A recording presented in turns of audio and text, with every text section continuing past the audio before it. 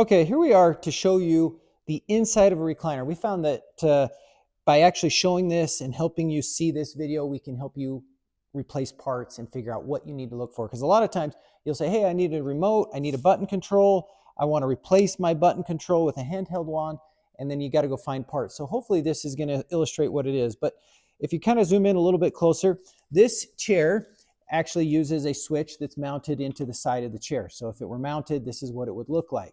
What you can see here is this is what we call a base motor. This is the motor that's in the bottom of your chair.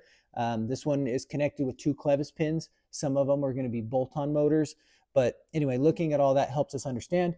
And then up here, you'll see this is a power headrest. So if you have an individual power headrest that operates, that's the motor up here that does it.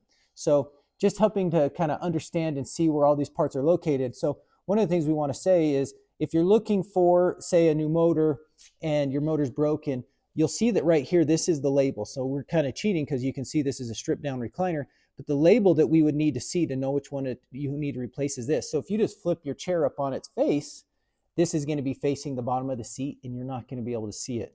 So either you can take out these 2 clevis pins, which is real easy. You just pop those clevis pins out and the motor will come out.